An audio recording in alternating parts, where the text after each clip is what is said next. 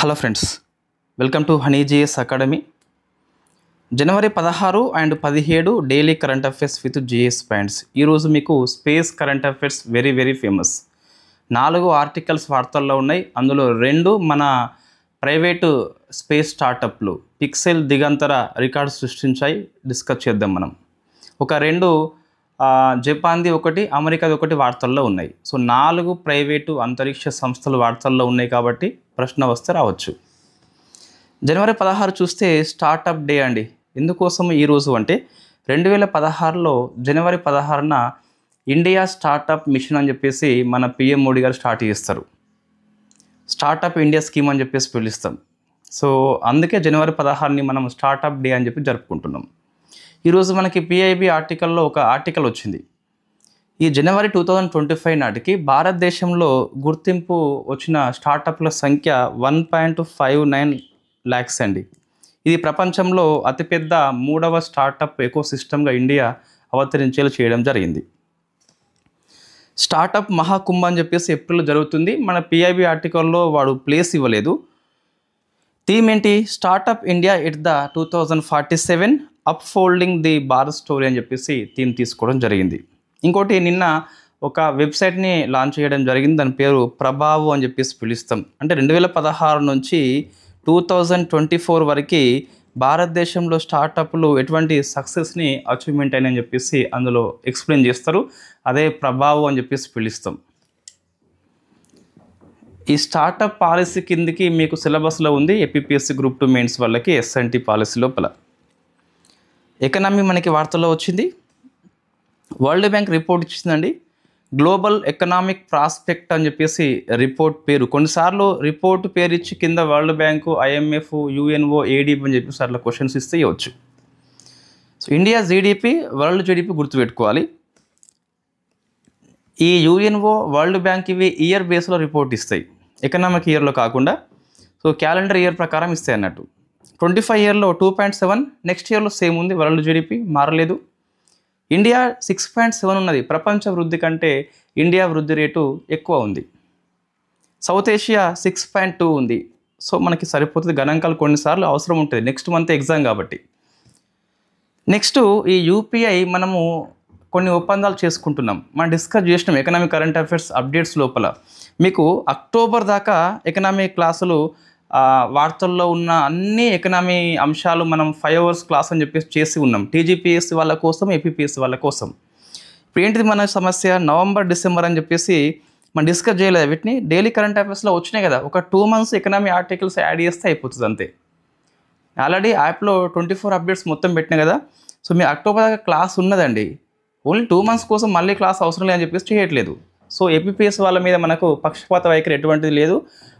TGPSC చేసిన ప్రతి class Telangana current affairs మినహాయిస్తే మొత్తం అన్ని ఆర్టికల్స్ ఏపీపీఎస్సీ గ్రూప్ 2 మెయిన్స్ పనికి వస్తాయి. ఐ మీన్ ఎస్ఎన్టీలో ఉన్నటువంటి ఇది ఈ పర్యావరణ సిలబస్ అయితేనేమి, లేకుంటే వ్యాధులు, వ్యాక్సిన్లు, nuclear technology, space defence technology, economy, ఇవన్నీ కూడా మనం చేసి ఉన్నాము. సో మీరు ఒక్కసారి రివిజన్ టైప్ దాన్ని ఉపయోగించుకోవాలి. మీ కోర్ సిలబస్ ఫస్ట్ అధ్యయనం చేయాలండి. కరెంట్ అఫైర్స్ సిలబస్ లేదు మనకు. ఫస్ట్ అది గుర్తుపెట్టుకోవాలి. సిలబస్లో ఉన్న దాని మీద, అప్డేట్స్ మీద మనం ఫోకస్ చేసినాం. కరెంట్ అఫైర్స్ మీకు లేదు అంటే ఈ గవర్నమెంట్ పాలసీ, అవార్డ్స్ సబ్మిట్ మీకు రావు కాబట్టి దాని మీద ఏ రౌండప్ లాంటివి చేయకపోతే పెద్ద ఇబ్బంది ఏం లేదు. సో కంప్లీట్గా మనకు స్పేస్, డిఫెన్స్, ఎన్విరాన్మెంట్ ఉన్నాయి కాబట్టి ఒకసారి చూసుకుంటే సరిపోతుంది. కోర్ సిలబస్ ఫస్ట్ అధ్యయనం చేయాలి. సో ఇది మన యూపీఐ ఒప్పందం అండి. ఇది మ్యాగ్నెటీ అని చెప్పేసి ఒక ప్రైవేట్ సంస్థ దుబాయ్, మన NPCI, national payments corporation of India అని చెప్పేసి ఒప్పందం చేసుకుంటుంది. సో మన ఎకనామీ సిలబస్ ఇది ఎకనామిక్ కోర్స్ లోపల మనము ఈ రోజుతోని ట్యాక్స్ మొత్తం అయిపోయింది. ట్యాక్సెస్ రేపు ఫైనాన్స్ కమిషన్ అయిపోతుంది. సో మనకి పబ్లిక్ ఫైనాన్స్ పాఠం అయిపోతుంది. బడ్జెట్ బాకీ ఉంటుంది. February 5th నుంచి 8th వరకు మనం ఇదే ప్లాన్ చేసుకున్నాం కదా. ఎకనామీలో మొత్తం సిలబస్ కవర్ చేయలేకపోయినా మీ ఎగ్జామ్ వచ్చేందులోపు కొన్ని చాప్టర్స్ కవర్ అవుతాయి. కోర్స్ మీరు ఇంట్రెస్ట్ ఉంటే తీసుకోవచ్చు. లాస్ అయితే కారండి. ఎగ్జామ్స్ అయిపోయినా కూడా మీరు మళ్ళీ పనికి వస్తుంది కదా. So next space current affairs, so ఇది బాగా ఫోకస్ చేయండి. ఇస్రో థర్డ్ లాంచింగ్ ప్యాడ్ నిర్మాణం కోసం అని చెప్పేసి 4 ఏళ్ళ ప్రణాళిక కోసం అని చెప్పేసి 3985 కోట్లని క్యాబినెట్ ఆమోదించింది. ఈ గణాంకాలు గుర్తుపెట్టుకోవాలి. ప్రశ్న వచ్చిందంటే ఆప్షన్లో ఇది కూడా ఉంటుంది. ఆల్రెడీ 2 లాంచింగ్ ప్యాడ్స్ ఉన్నాయి. మన త్వరలోనే ఈ బాహుబలి రాకెట్ పెద్దది GSLV MK3 అని చెప్పేసి, దానికంటే బరువైన రాకెట్ని నెక్స్ట్ జనరేషన్ లాంచ్ వెహికల్ అని చెప్పేసి తయారు చేసుకుంటున్నాం. సో దీనికోసం అని చెప్పేసి ఈ లాంచింగ్ ప్యాడ్ 3ని ఏర్పాటు చేసుకుంటున్నాం మనం. నెక్స్ట్ అండి, ప్రైవేట్ స్పేస్ స్టార్ట్అప్ మనకి వార్తల్లో ఉన్నాయి. పిక్సెల్ అండ్ దిగంతర అని చెప్పేసి. స్పేస్ ఎక్స్ యొక్క ట్రాన్స్పోర్టర్ 12 మిషన్ ద్వారా వాండెన్బర్గ్ నుంచి ప్రయోగించారు. పిక్సెల్ గుర్తుపెట్టుకోవాలి, ఇది ఇండియాలో మొట్టమొదటి ప్రైవేట్ కంపెనీ. దేనికోసం అంటే, సో ఫస్ట్ ప్రైవేటు శాటిలైట్ కన్స్టెలేషన్ అంటే 3 ఉపగ్రహాలని సమూహంగా ఏర్పాటు చేసిన ఫస్ట్ ప్రైవేటు సంస్థ భారతదేశం లోపల. మనకి స్టార్లింక్ అని చెప్పేసి తెలుసు, అది నెంబర్ ఆఫ్ శాటిలైట్స్ని సమూహంగా ఏర్పరిచింది. అటువంటిది పిక్సెల్ మనకి ఇప్పుడైతే 3ని ఏర్పరిచింది. నెక్స్ట్ ఇంకో 15 యాడ్ చేస్తుంది. సో 3 + 15 మొత్తం 18 అయిపోతాయి.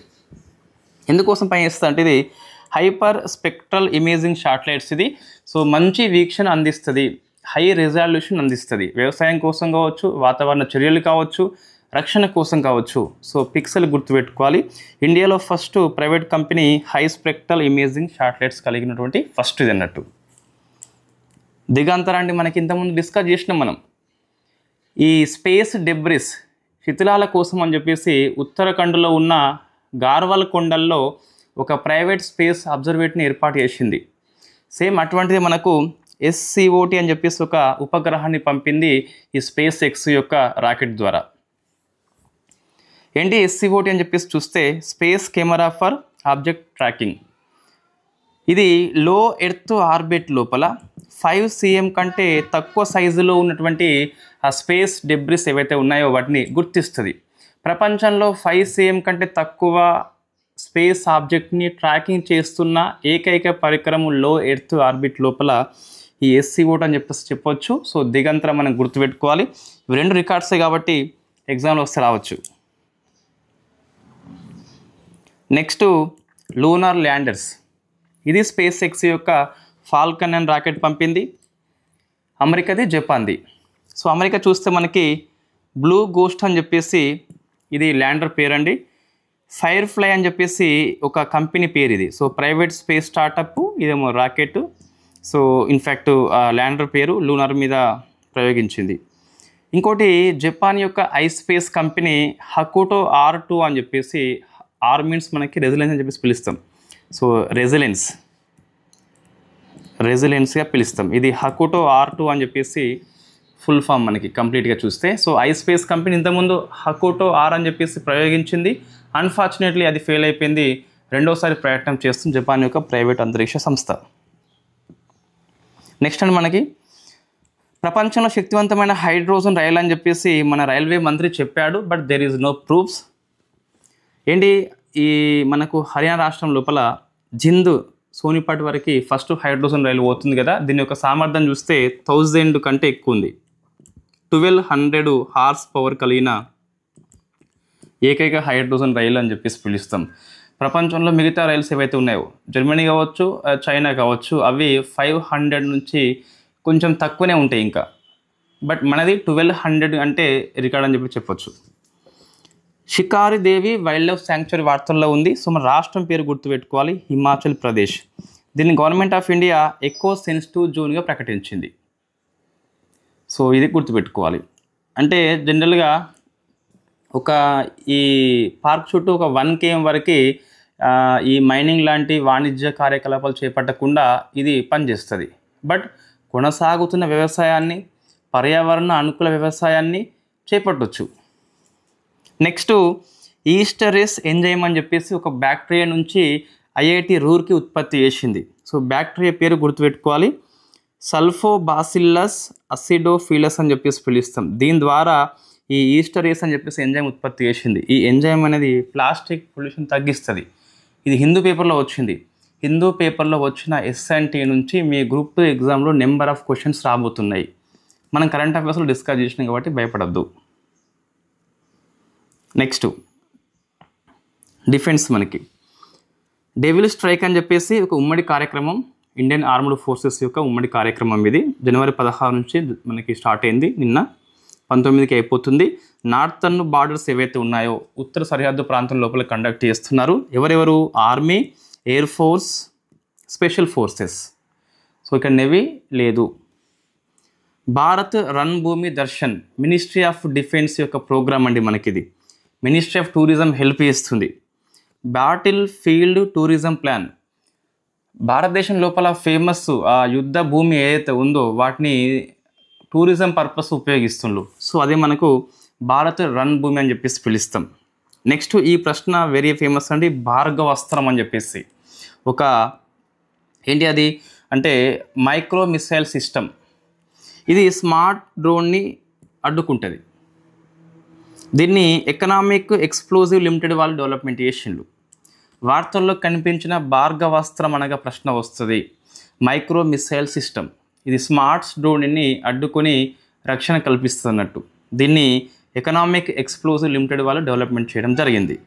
సో మనకి స్వామ్ అని చెప్పేసి ఉన్నది కదా పిఐబిలో. సో స్వామ్ అంటే మనకి స్మార్ట్ డ్రోన్గా పిలుస్తామండి.